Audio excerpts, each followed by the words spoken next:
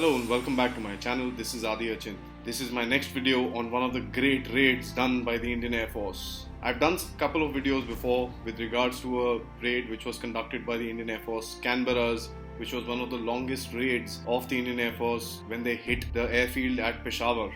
Here is another interesting raid and the story of that attack conducted by the Indian Air Force on the Pakistan Air Force Sargodha Air Base complex. Before I begin with this story, I'd like to take a moment to ask you to please subscribe to my channel, share my videos with your friends, and don't forget to press the bell icon so that you come to know when I have put out the next video. Thanks a lot for following me and watching my videos. Here is the story.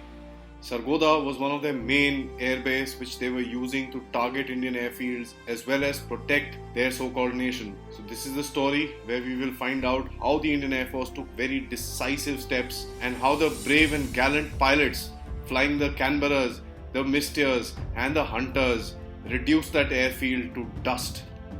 Now, during the 1965 war, when there was a battle happening in the Akhnur region in the Jammu and Kashmir area, the Indian Army decided to open another front targeting the cities of Lahore and Kasur. On the 6th of September 1965, this created panic in the Pakistani army. They rushed around to stop the Indian onslaught by any means possible. At this time, President Ayub Khan, who ordered the Pakistan Chief of Air Staff, Air Marshal Noor Khan, to target and destroy, if that was possible, Indian airfields so that they should not be able to attack and support the troops that were opening another front in the Punjab region. Noor Khan activated this so-called plan that the Pakistanis had, which was called the War Plan 6. This War Plan 6 had a target of the Indian Air Force bases in Pathankot, Halwara, Adampur, Jamnagar, and of course radar stations at Amritsar, Firozpur and Porbandar. Noor Khan on the 6th gave his orders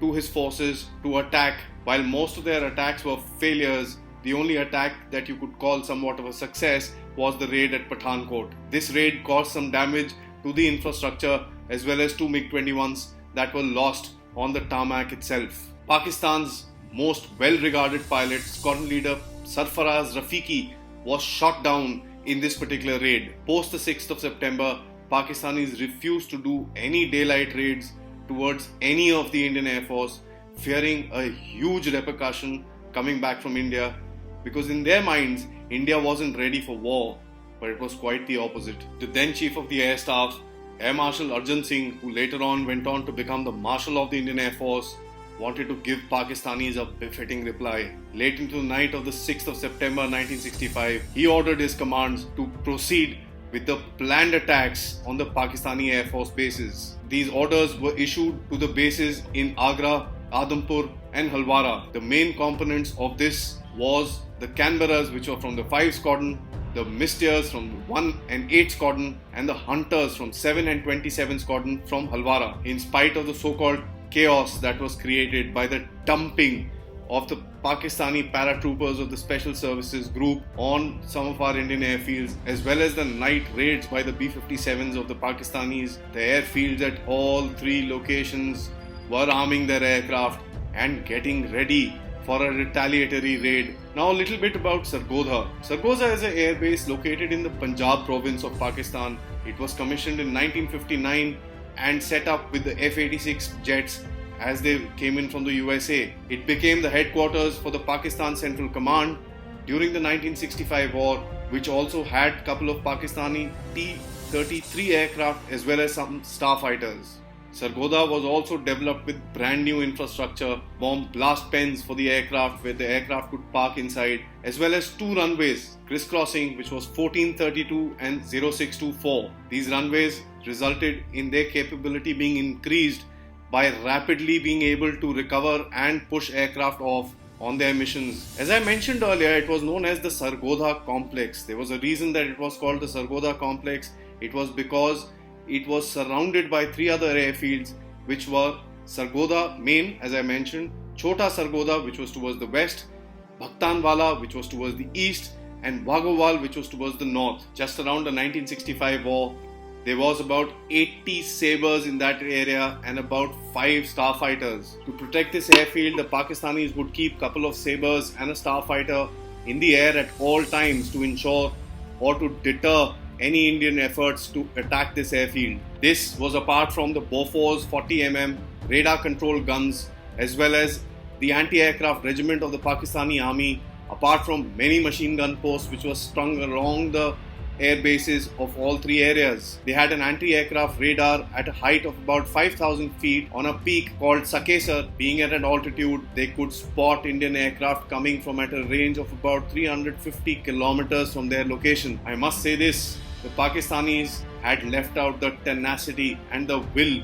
of the Indian Air Force to carry out these attacks right to their teeth. The first raid was carried out by the 5 Squadron Canberras at about 23:45 hours in the night. They went in at a very low level, dropped their bombs on target, damaging huge infrastructure on their taxi track as well as their runways. The second raid was conducted by the Mr. Aircraft. They were planning to attack this airbase at about 6 o'clock in the morning. This formation was called the Red Formation. The Red Formation of one squadron was led in front by the commanding officer himself, Wing Commander O.P. Taneja, in a daring treetop level raid. Mind you, Misters were flying at the edge of their endurance. They just had enough for a single passed attack over the target. They wanted to do it well. The Sakesar radar picked them up and of course vectored the sabers which were in the air towards these guys. Along with Wing Commander Taneja, there was Flight Lieutenant Verma and Squadron Leader A.B. Devaya. Now let me tell you that Squadron Leader A.B. Devaya has gone into legends. I will tell you the story shortly. Stay tuned. Wing Commander Taneja, flying through the anti-aircraft fire of this particular airfield, spotted a C-130 Hercules standing at the end of the runway. He aimed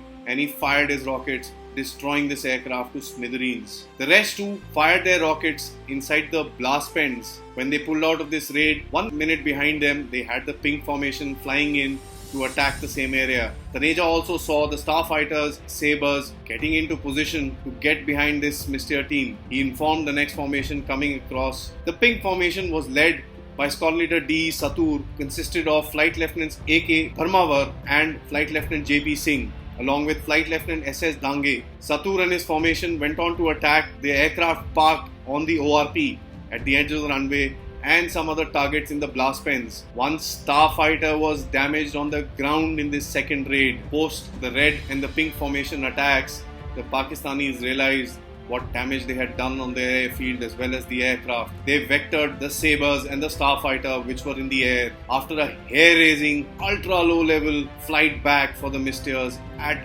razor-thin levels of fuel, they were able to cross into the Indian border and land safely at Adhampur. Sadly, during this time, Squadron Leader A.B. Devaya went missing. The exact story as to what happened to Squadron Leader Devaya is something that God will know. In 1980, Pakistani finally admitted to an English journalist that on the raid conducted by the Misters on the 7th of September 1965, they lost a starfighter in an air-to-air combat with the Mister. Of course, they also mentioned the fact that they were able to shoot down that Mister due to ground fire. This put an end to the entire mystery of Squadron Leader Devaya. By the year of 1988, by a lot of pushing of the Indian Air Force, the Air Headquarters and the Indian Air Force was able to secure the Mahavir Chakra, of course awarded posthumously to Squadron Leader A.B. Devaya. Squadron Leader A.B. Devaya went into history books as a legend for the Indian Air Force. While the 1st Squadron Misters, led by Wing Commander Taneja,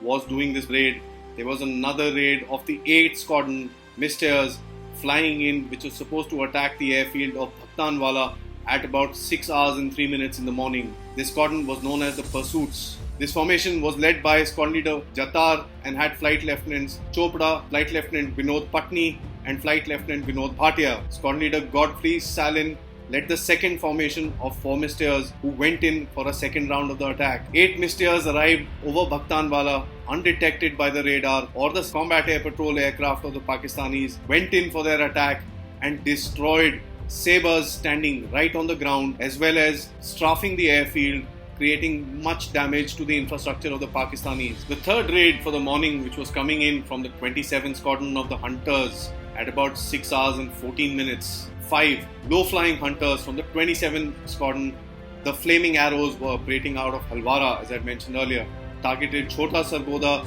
which was the western airfield of the main airfield of Sargodha, This was led by Squadron Leader D.S. Jog, Squadron Leader O.N. Kakkar, Flight Lieutenant T.K. Chaudhary, Flying Officer P.S. Parihar, and Flight Lieutenant D.N. Rathore, who was the lone fighter aircraft. Flight Lieutenant Rathore was the pilot who shot down the Pakistani pilot Rafiqi over Halwara a day earlier in a dogfight. Being as their target was Chota Sargodha, when they pulled up for an attack in that area, they did not find any aircraft on the ground and the infrastructure was not very much to attack. The leader took a spot decision and decided to go over the main airfield of Sargodha and conduct his attack. They reached Sargodha in the next 3 minutes at 6 hours and 17 minutes and pulled up for an attack. These guys saw some Sabres standing on the runway ready to take off, and the flight lead went after these Sabres, hitting them with the ST-10 rockets and causing immense damage to those aircraft. He scored multiple hits. By this time, the Pakistani Air Force was fully aware of these aircraft attacking them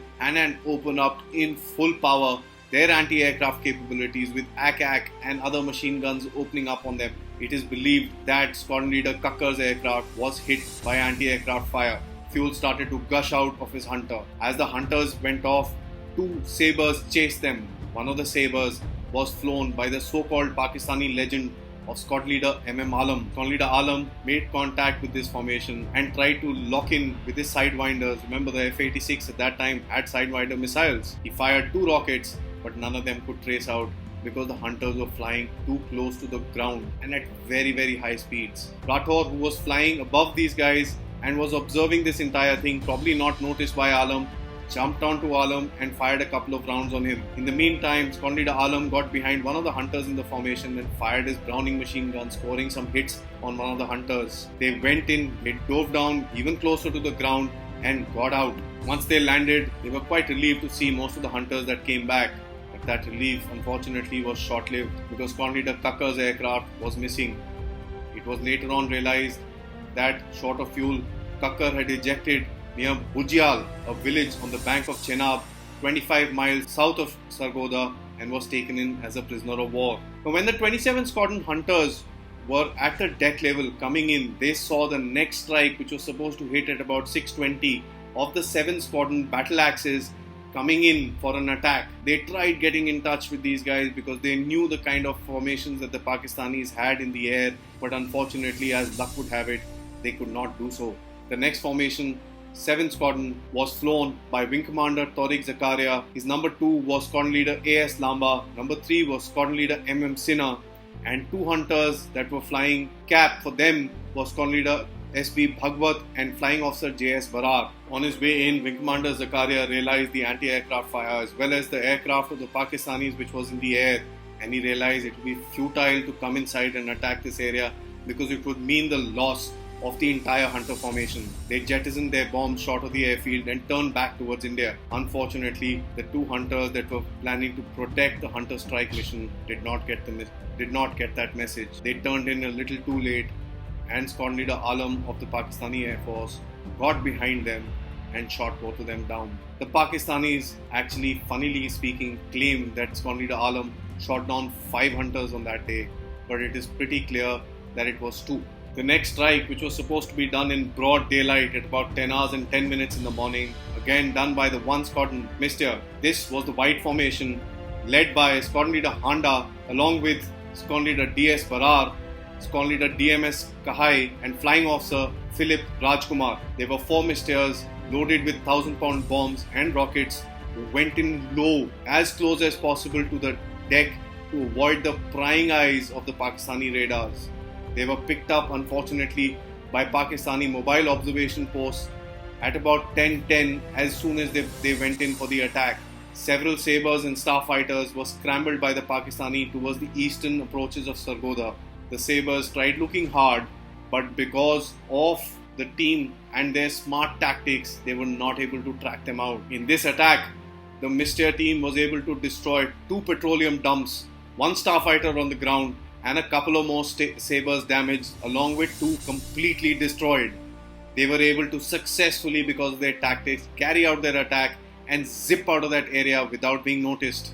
The last attack, again from 1 Squadron from the Mystères, was supposed to hit Sargodha at 1520 hours.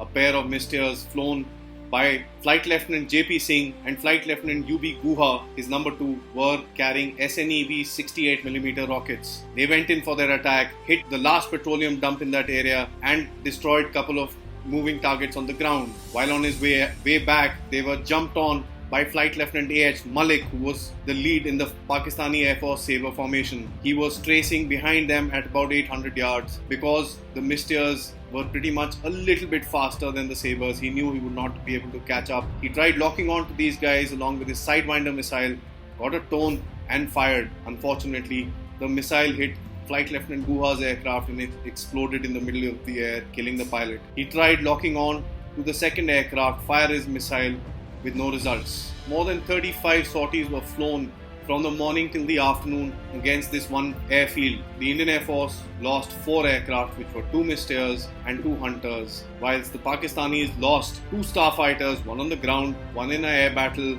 and about 10 of their Sabres on the ground as well as in the air. With this aggressive approach, the Indian Air Force had penetrated some of the most defended airfields in the Southeast Asian region, showing the Pakistanis that no amount of defense is going to hold short of the Indian Air Force and its pilots coming and hitting them where it hurts. It also taught the Pakistanis a very clear lesson, which I guess they've forgotten when the whole Abhinandan incident happened, that it is not the machine, it is always the man behind the machine that makes a difference. In spite of the Indian Air Force flying aircraft which were far inferior to what the Pakistanis had, the Indian Air Force, due to sheer will and tenacity of its pilots, was able to carry out their attacks successfully, in spite of certain losses, of course. When there is war, there will be losses. As I mentioned earlier, the Pakistanis took Squadron Leader Alam and made him sort of a kingpin, which was all based on false records. This was refuted lots of time by the Indian Air Force, but realizing the fact that the Pakistanis don't really want to hear sense, we just gave it up. The Indian Air Force was a brand new fighting force in the 1965 war. They conducted some daring missions across the border. They were able to tell the Pakistanis no simple terms that taking a panga, if I may use the word, with the Indian Air Force is going to cost them dearly. The Indian Air Force was able to completely destroy the airfield at Peshawar in the raid done by the Canberras and do immense damage with the raid that I just told you right now. This basically got the Indian Air Force to achieve complete air superiority over the battlefields being fought by both the armies, especially at the Khemkaran sector, apart from the Sialkot region and the other areas they were fighting. It resulted